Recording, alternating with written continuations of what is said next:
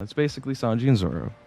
I wanted to talk about Luffy and Usopp. So, like I said, with Sanji and Zoro, they're the same age, right?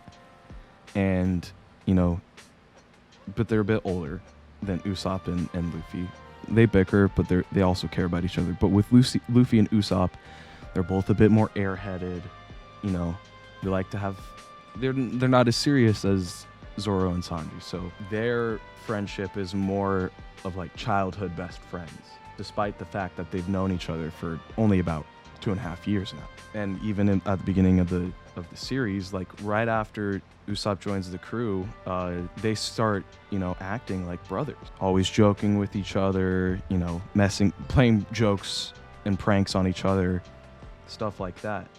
And now that we've gotten to the post-time skip and pretty late into the post-time skip, I think the focus has gone more toward Luffy and Zoro being best friends. Definitely. It's like, I think a main factor of it though is just lack of time Luffy and Zoro have had over the past, Mm-hmm. let's say realistically, I feel as though that moment was put because the readers, Zoro's a fan favorite character and the readers haven't seen him as much as well. But obviously Zoro's super important to Luffy, and knowing that he's okay, Yeah. it's really great, It's kind of like if you have a friend go to college, and then they come back to visit, you're like, man, it's good to see you. I'm glad you're doing okay. To an even more extent. But I think a big thing that changed with Usopp and Luffy was the fight and the separation they had back in Water 7. Mm-hmm. With Usopp leaving the crew, Luffy was willing to just bring him back without even an apology. But I think that's just how Luffy is. And it took Zoro to step in, to put Luffy in his place for Usopp to come back. And I think that's when Luffy realized that I need to be focused more on being a captain. Also a friend, but more a captain than a friend. And I think it took Zoro, doing that, saying what he did in Water 7, where he's like, if you just bring him back without him apologizing, I can't stand for that. I'm leaving. I think it took Zoro saying that to open Luffy's eyes up to the fact that we're not just playing pirate anymore. This is serious. We did, obviously they didn't do it yet, but they're going to declare war on the world government. You can't be taking this lightly anymore. And I think that's the big reason why it's transitioned from Luffy and Usopp being best friends to Luffy and Zoro, because Zoro at the end of the day is willing to do anything to ensure Luffy achieves his goal, even if that means removing another Straw Hat.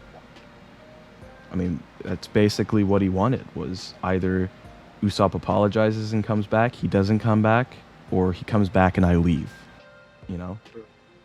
So he was willing to completely drop Usopp from the crew if it meant that Luffy would have a better chance at becoming Pirate King. And that's why I think Luffy and Zoro are truly best friends. I think it's just the level of respect. You know what I mean? Yeah. I feel like with Luffy, well, Usopp obviously, like, he respects Luffy. He sees him as like some man who he wants to be, I would say. But Zoro, he views him as like a leader. You know what I mean? Mm-hmm. Which isn't, always what Usopp, refers to him as. He's more like a friend.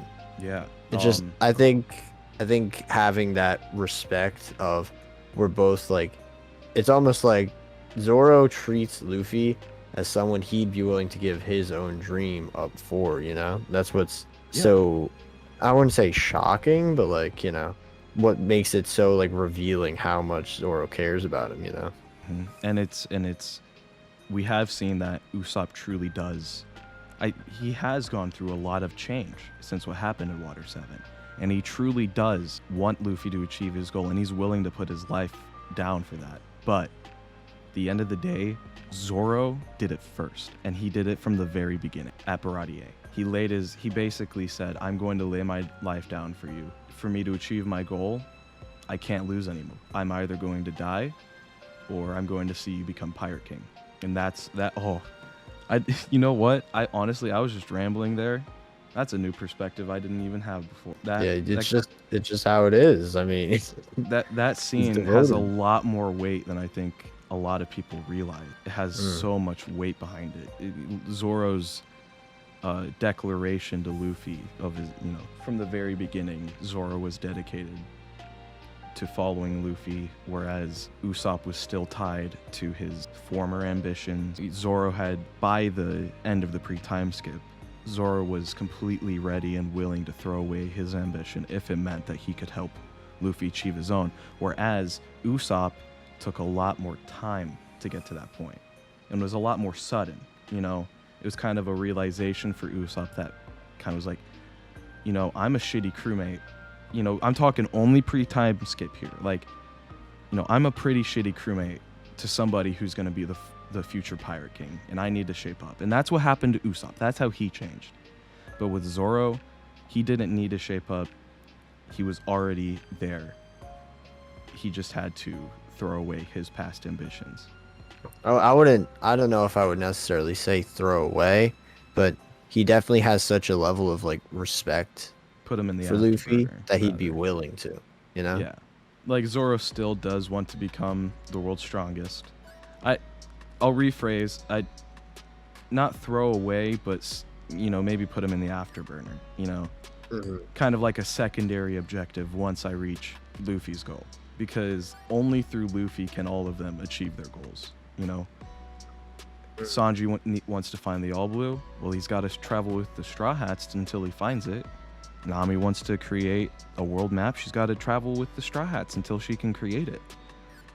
Robin wants to find the Rio Poneglyph. I believe that's on Laugh Tale.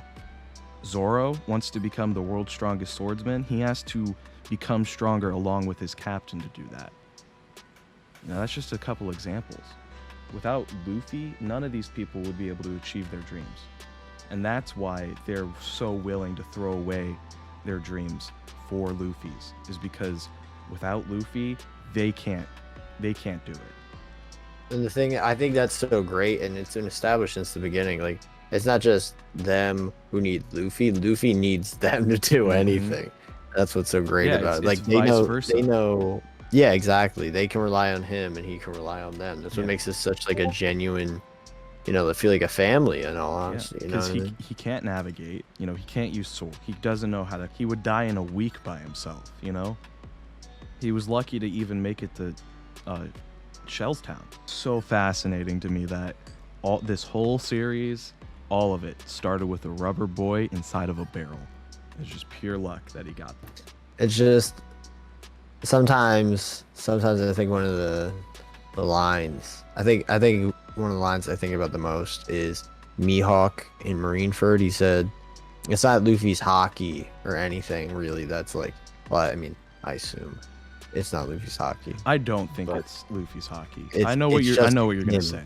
I know what you're gonna It's say. just him, his ability to bond with people. And you saying the barrel thing, like, if he wasn't able to somehow like convince Kobe, like, hey, we have to leave, convince him to actually, Become a Marine, Yeah, to take that he would have step. just died. Yeah, He would have been he wouldn't have stranded made there. it to Shellstown. He wouldn't have heard about Zoro. He wouldn't have met Zoro. None of that would happen with X-Hand Morgans. They wouldn't have ran into Nami. None of it would have happened if it wasn't for Luffy's barrel being brought up by those ship workers. And then, did you see my Kobe video? Yeah, I did. Like, Kobe is so crucial to the story. If it wasn't for Kobe, Luffy wouldn't be where he is now. And if it wasn't for Luffy, Kobe wouldn't be where he is now and where he's going to be. Because I think Kobe is going to be the key to the future. That's literally my title. Because he's seen both the good and bad in pirates, and Luffy's seen the good and bad in Marines. They can work together, kind of like a Garp Roger situation, but without the Tenryubito being involved. Because I'm talking like after the end war, they're going to be able to change the world for the better together. Because Luffy, he hates the Tenryubito. He wants to get rid of them because he hates slavery. He hates people not being able to be free, and he hates people who take people's freedoms, right?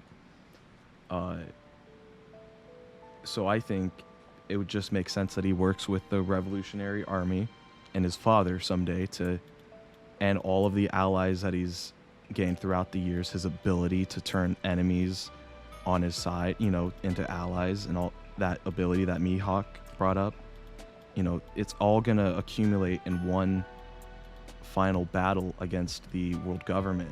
And this time, the world government is gonna lose. It's gonna basically be like, kind of like a repeat of the Void Century, but this time, like I said, the world government is gonna lose.